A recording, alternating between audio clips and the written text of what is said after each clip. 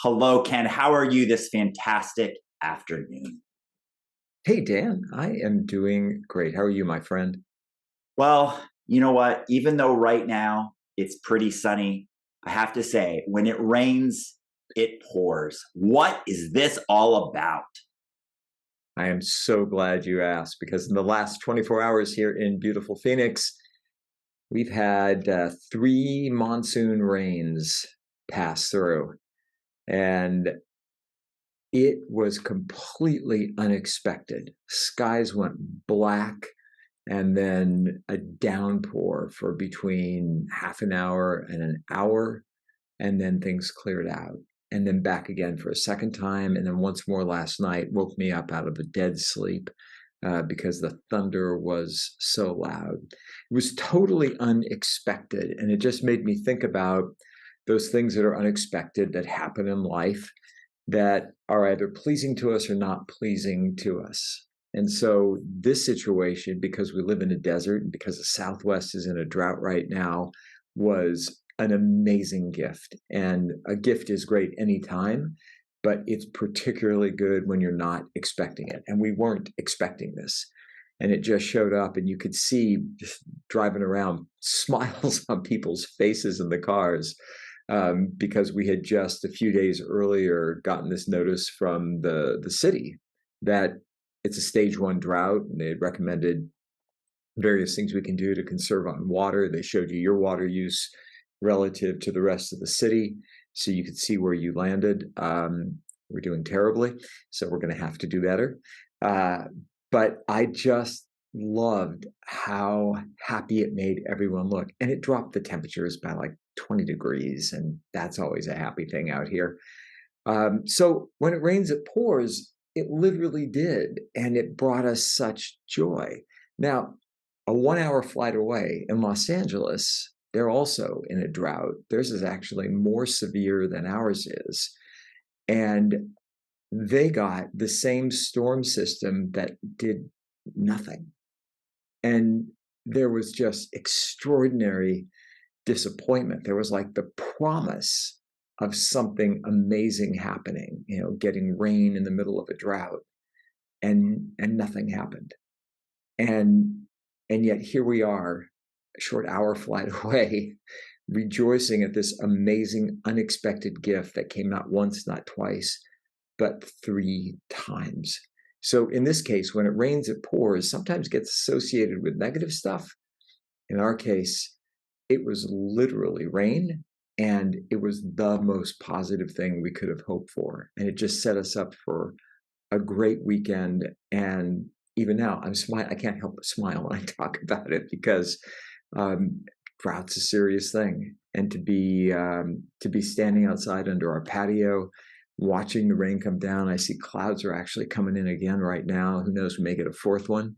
Uh, it's been an amazing weekend and a great gift to receive. I love to see you happy, Ken. And I will say, when I think of this phrase, this saying, when it rains, it pours, it has always been positive for me. In fact, it is most associated in my brain to things going well and then having overabundance of wealth, right? Like where you're like, holy cow, like we'll use dating as an example. When somebody's in what they call like a dry spell, they're like, man, I just can't find any good person out here, and then suddenly you find a great person, you start dating them, and you're like, wow, when it rains it pours. Now I'm suddenly attractive to a lot of people. I have many choices of who I could date. Or you're maybe in that amazing situation where you could date more than one person at the same time if you're not in a committed relationship. But that's usually what's associated with for me. Then I think to the area of life that I coach on a lot, which is sports. And with my company, Elite Mental Game, when we work with athletes, I think of the way that they relate to a saying like this. And I'll say the two extremes. So the one is a slump. They're doing very poorly, right? So they're like, "Ugh, I'm in a slump right now." And the other one, they would call like they're in the zone, right? Like they feel like there's momentum on their side, like things are going really well, and they want to stay in the zone. They want it to continue to go well. So these two extremes, what's interesting to me is that it goes back to this theme that I always say is nothing has any meaning except the meaning we decide to give to it. So we'll go to gambling for a second. In gambling, if you roll a certain dice, a certain number, uh, people tend to get suspicious and they go this magic thinking of like, oh, well, I guess it wouldn't be that again because it was already like that this time. Where the odds are the same every time, right? Odds don't change just because something happened multiple times in your favor or multiple times to your detriment. In either case, the odds will remain the same for most gambling style casino type games. Well, it's interesting in things that are under our control, sports, go back to that analogy, when we feel we're in a slump or we feel we're in the zone, we have just created meaning based on the past. We have literally just looked at what's happened most recently and we're almost telling ourselves what will probably happen next. We're saying we're going to follow the trend that we're on. When in fact, if we just realize, my favorite saying, if you say you can, you say you can't, you're right. And we just switch that to saying, I'm due. That's a common term in sports. Like I'm due for something good. It's almost like you see the negative as, yes, inevitably, statistically, that will happen. But when it happens more than once, you think like the odds are in my favor now, right? Because you get to decide. It doesn't mean you're in a slump and it's going to keep going poorly. You can think, I'm due for good now because I got the junk, the bad out of the way. Like the odds are now in my favor versus against me. But you have to think about it the other way. If you're in the zone, don't think like, ooh, like something bad might happen now, because either case, we're just making it up in our heads. So when you think of this saying, when it rains, it pours, when you think of yourself, things are going well, decide in either side of the spectrum, it helps you, it serves you. When it's going poorly, you're due. Something good's about to come. If it's going well, think, I'm being blessed and I want to continue to have this abundance and move forward positively. I'm glad that my being happy makes you happy. That makes me happy again. So we went out to brunch this morning after church, and waiter comes over to us. There were 4 of us there, and he's like, we accidentally made an extra order of beignets. Would you guys like them? And let's see, freshly fried dough with, powdered sugar sprinkled on it and a jelly dipping sauce. The answer, of course, is yes. And I was thinking about that as you were talking about, are you in a slump or are things going well for you? And the meaning that we attach.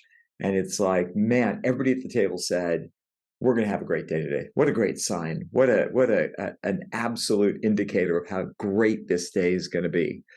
And we had a fantastic brunch, had great food, great conversation with good friends, came home, and I sat down, and like I explained to you earlier, I'd just gotten this new adapter for my computer and plugged in my camera, and didn't work. Ended up plugging it into the computer directly, and it did work. This is a little $60 adapter, and I tried it multiple times, restarted. It's not working. And so it's the tiniest of things. But in my mind, I heard myself say, how could this be happening? We got free beignets this morning. And free beignets were supposed to be the indicator that the rest of the day was going to be great. And it's just an indicator to me of how frequently we assign meaning to everything that happens to us. They literally, all that happened was they made one extra order accidentally, and we were the recipients of that mistake. It meant nothing. There was zero in it. But as human beings, we just were meaning-making machines, and we love to attach meaning to everything that happens. After we had walked out of there, I said to my husband, well, you know what this means. It's like everything else that happens today is going to be fantastic. Again, some fried dough, and we were attaching that much meaning to it. When it rains, it pours. It's got to be great stuff coming. And yet the reality of life is that it's all made up, that we attach meaning to things in positive and negative ways, that we do it ongoingly, and we love to tell stories about it like we're doing now. Why? Because we retain stories. We just remember those things. So what a mix today is, right? Amazing gift of water coming to quench the drought that we're in. Some free delicious beignets this morning, and then ridiculous tech problems that probably mean I'm going to have to get in the car and drive 20 minutes to the Apple store and return it, or have them troubleshoot it and drive it back and see if it works and do it again.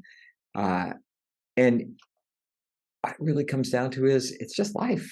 It's just life occurring. That's all it is. We can make up whatever story we want about it. We can feel whatever way we want to feel, but it is just life occurring. Ken, you are so lucky. How many times have we heard that about successful people, that they look at their success and will say they are so lucky?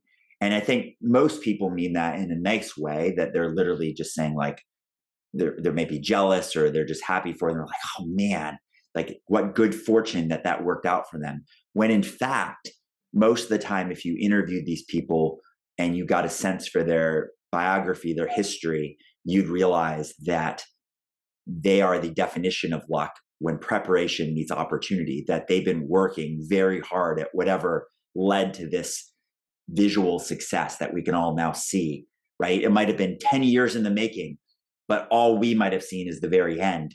And we saw them go up against someone else for the same job or some competition where they won. And we think they are so lucky, almost like right place at the right time, when in fact, they were prepared for the opportunity to be at that place and be successful. So you could see the end result of what actually ended up being years probably, and many, many repetitions and thousands of hours of preparation to get there and be able to seize the opportunity when it happened.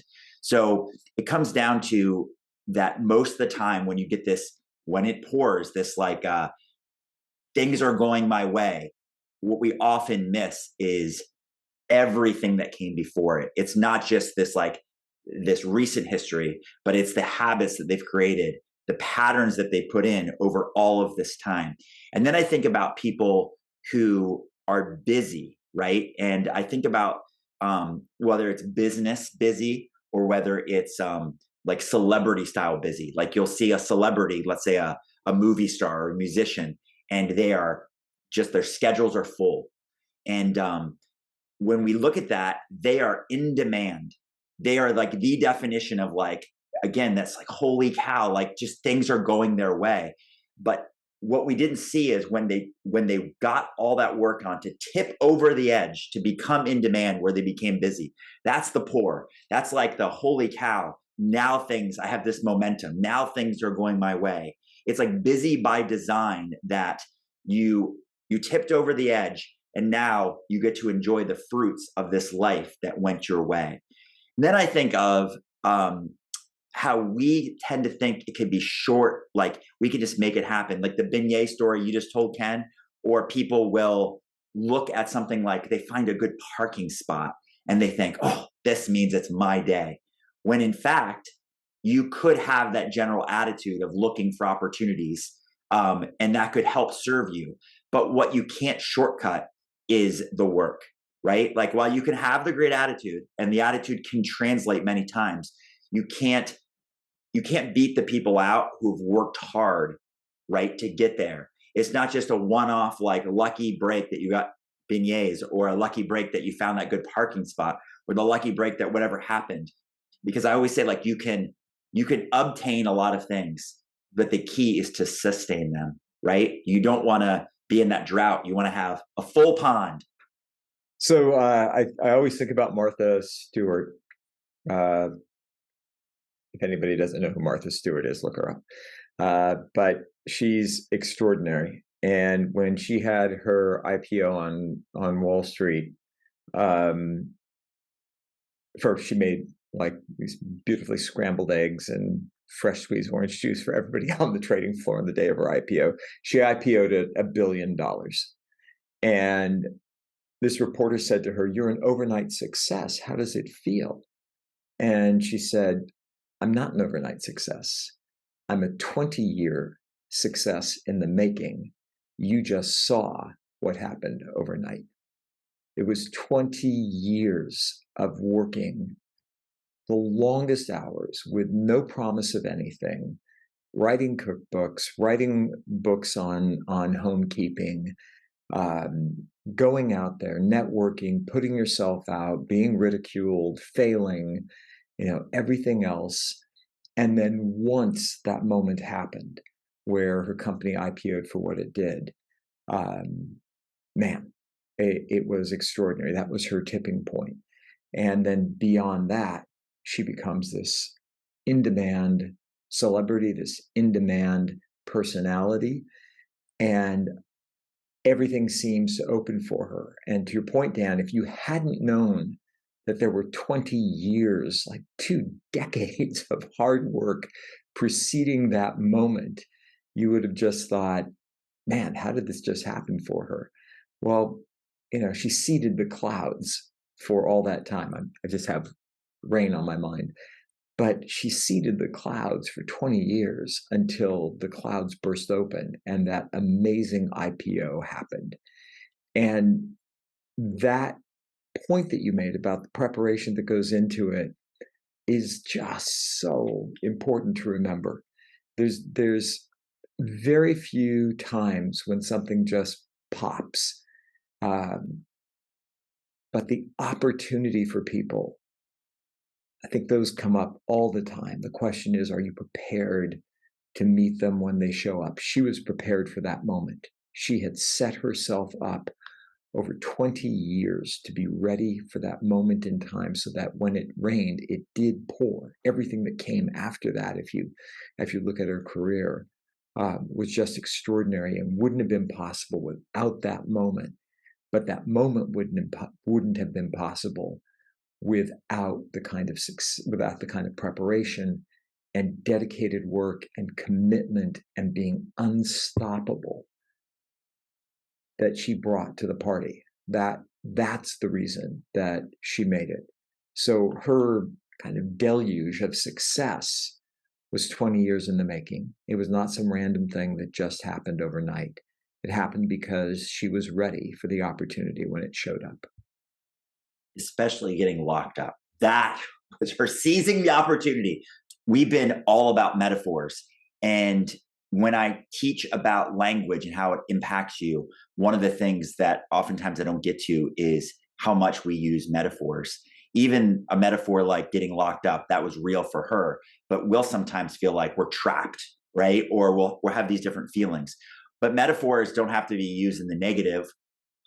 We can use the metaphor of what's going on, and we can make it serve us. We can use it in the positive. So we've been all about rain and droughts and floods and all that kind of stuff.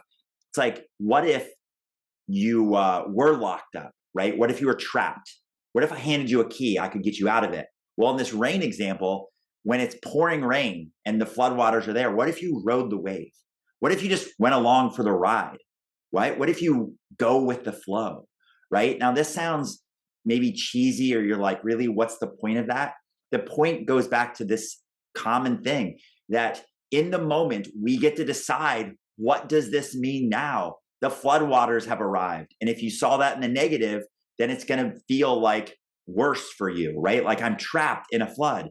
But if the flood is here, it has arrived, and you see that as a negative, you can just ride the floodwaters, right? Like ride that wave. You can literally go with the flow.